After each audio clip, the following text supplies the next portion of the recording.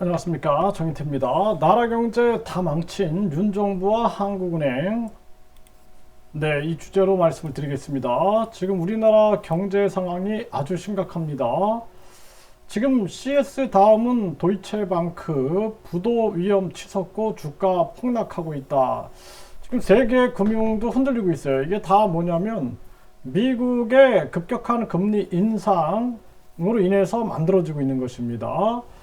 그래서 미국이 물가를 잡기 위해서 금리를 올린다라는 거짓말을 했죠. 그러면서 자기들이 강달러를 만들고 킹달러, 갓달러를 만들어서 세계 경제를 지배하기 위하여 기축통화 독점을 위하여 계속 잔머리를 쓰고 그걸 통해서 여러 가지 부작용이 일어날 것 같으니까 전쟁 위기 만들어서 무기 판매하고 뿐만 아니라 많은 나라들의 기업을 미국으로 끌어들여 가지고 메이드 인 아메리카 정책을 썼어요. 이게 그리고 인플레이션 감축법이라고 하면서 가스라이팅을 했어요. 아주 나쁜 짓거리를 한 겁니다. 그러니까 미국의 지금 바이든 정부 민주당은 완전히 저는 아주 악랄한 사람들이라고 저는 그렇게 생각을 합니다. 그러니까 미국이 자유시장 경제와 자유민주주의를 다 파괴하고 있는 그러한 짓거리들을 했는데 그 결과 지금 이렇게 은행들이 무너지고 있는 거예요. 그러면은 미국이 이 정도면은 사실상 한국은 어느 정도겠어요? 한국은 이 기업 은행보다 가게가 다 무너져 버리는 겁니다. 가게가 그냥 무너지고 있음에도 불구하고 계속 양극화를 만드는 거죠. 그래서 돈 있는 자들은 이자 잔치하게 만들고 돈 없는 사람들은 완전히 빚장치하게 만드는 이런 양극화를 교묘하게 쓰고 있는 겁니다. 그래서 이 윤정부와 한국은행이 완전히 미국을 따라가고 미국 흉내만 내다가 결국에는 우리 국민들은 완전히 박살이 나고 있는 그러한 정황이다. 그래서 중국과 일본은 금리를 내리고 동결하고 일본은 아예 금리를 마이너스 금리를 유지했죠. 예, 그게 다 전략이 있었기 때문에 그렇게 했다라는 것입니다. 네, 종합업체 이단 부도에 전문 건설 비상이 일어났다.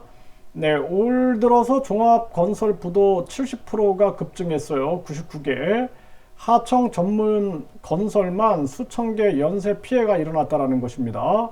불황기에는 무차별 공사 수주 조심해야 한다. 이런 얘기가 나오고 있어요. 지금 이제 종합건설 부도가 70%가 올라갔고 99개가 부도나고 하청이 수천 개 연쇄 피해가 지금 일어나고 있다는 거죠. 이런 정황으로 흘러가고 있는 겁니다. 이렇게 되다 보니까 상장 건설사 사월은 두 곳만 PF 채무보증 부실화 시에는 줄도산 우려가 급증이 된다는 것입니다. 이제 한국도 곧 터질 겁니다. 네, 미분양 충격도 양극하다. 지방 건설사들 줄도산이 일어난다. 지방 건설사, 지방 대학, 지방 소멸 완전히 박살 나는 거예요. 이게 1류대, 2류대, 3류대 지방대 만들어가지고 지방의 가치를 밑바닥에다 놨기 때문에 이 문제가 일어나는 겁니다. 그래서 이 지방대 교수들이 이걸 깨라고 자꾸 외쳐야 돼요. 1류대, 2류대, 3류대 지방대 대학 서열화 깨라고 외쳐야 되는데 이 학벌주의에 물들어가지고 이걸 비판하지 않으니까 결국에는 지방부터 무너지는 거예요. 지방부터. 네, 코로나 끝나면 잘 될 줄 알았는데 못 버티는 자영업자들이 폐업 속출하고 있다. 정말 안타까운 일이 아닐 수가 없습니다. 3년 코로나 속에서 고통받았던 사람들한테 급격한 금리 인상으로 또 피를 말리고 있는 이러한 모습이죠. 참 안타깝습니다. 네, 한국 가계부채 3천조 통계 안 잡히는 전세 보조금 넣었더니 이 정도인데 여기서 금리를 올린다는 건 말이 안 되는 거고 지금 미국이 계속 전쟁 위기를 만들어서 4차 산업 패권을 자기들이 쥐고 그리고 달러 독점을 만들어 가지고 기축통화 독점을 하려고 하는데 거기에 우리가 휩싸일 이유가 없어요. 왜 자꾸 우리가 전쟁 위기로 빨려 들어갑니까? 지금 이 윤석열의 무능한 외교 안보 각종 경제 정책들 때문에 우리 국민들이 죽어나가는 거예요. 그럼에도 불구하고 이 보수들이 아주 저는 보수나 진보나 똑같은데 그동안은 문재인 정부가 너무 못해가지고 그리고 이 문재인 정부에서 검찰총장을 했던 윤석열이 국힘으로 들어가서 여기서 이제 대통령이 된 거예요. 그러면은 윤석열이 수사해서 결국에는 이명박 박근혜 정부를 쳤는데 그런데 이 보수들이 보면은 윤석열 만세하고 있는 거예요 지금. 그때는 또 이명박 만세 박근혜 만세 하다가 이명박 박근혜 수사한 윤석열이 대통령이 된 또 이 윤석열 만세하고 있어요. 그러니까 이들이 완전히 대가리 속에 아무런 개념이 없는 자들이다. 저는 그렇게 생각을 합니다. 그리고 계속 문재인 만세하다가 문재인으로 인해서 경제가 어려워졌는데 다시 또 윤석열 쪽으로 가가지고 또 경제가 어려워지니까 이 고통을 받고 있는 거예요. 그래서 국민들이 빨리 이 좌파 우파 싸움에서 벗어나서 진정 국민의 삶을 생각하는 그 중심의 세계로 돌아오지 않으면 안 된다라는 것입니다. 네, 추경호는 네, 부동산 PF 가계부채 리스크 관리해야 된다. 이 추경호 이거 해임해야 됩니다. 이거 경제 다 망쳐놓고 잘났다고 나와가지고 이거 반성도 안 하고 이 지금 추경호하고 한국은행 이창용이 이 두 사람을 빨리 해임해야 한다. 저는 그렇게 말씀을 드리고요. 연체 늘고 순이익 감소, 저축은행 위험 신호. 이제 저축은행의 위기가 계속 들려올 겁니다. 이제 미분양으로 이제 부동산 PF 문제 터지면서 저축은행들 무너지는 소리가 들려올 겁니다. 돈이 안 돌잖아요. 빨간불 내수 대책 내놓는다. 내수 대책 간단하게 금리 내리면 되는 거예요. 금리를 왜 못 내리냐라는 거예요. 금리를 베트남이 금리를 전격 1%포인트를 내렸어요. 왜 못하냐라는 거예요. 이거를 선제 대응을 해야지. 내수 대책은 빨리 금리를 내리는 거다라는 것입니다. 지금 이러다 큰일 나겠네. 벌써 8조 넘긴 무역 적자.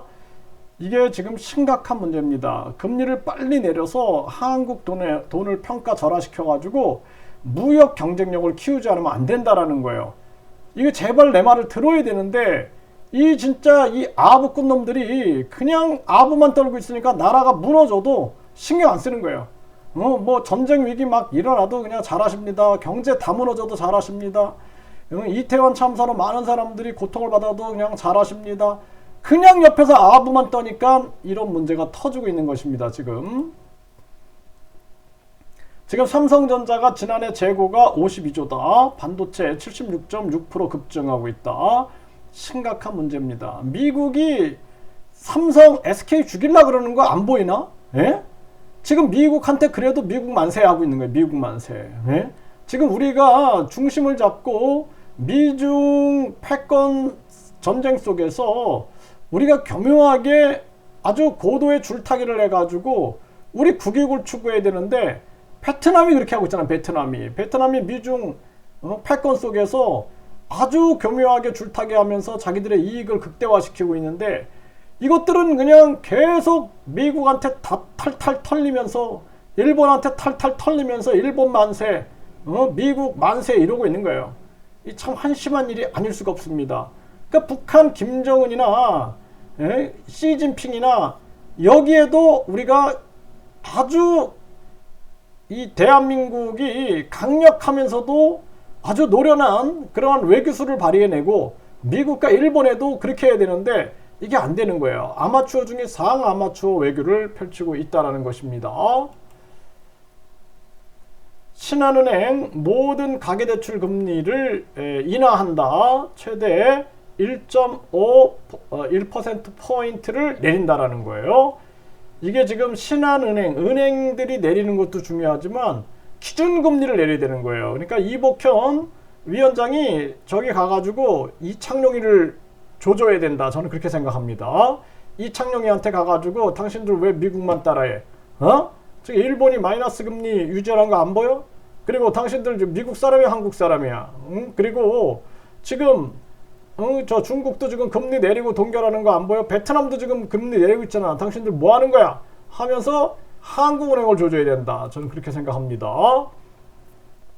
베트남 중앙은행이 금리 1%포인트 인하를 전격 단행했다라는 것입니다. 이유는 부동산 소비 부진, 국내 경기 침체 여파다라는 거죠. 우리나라가 더 심각합니다.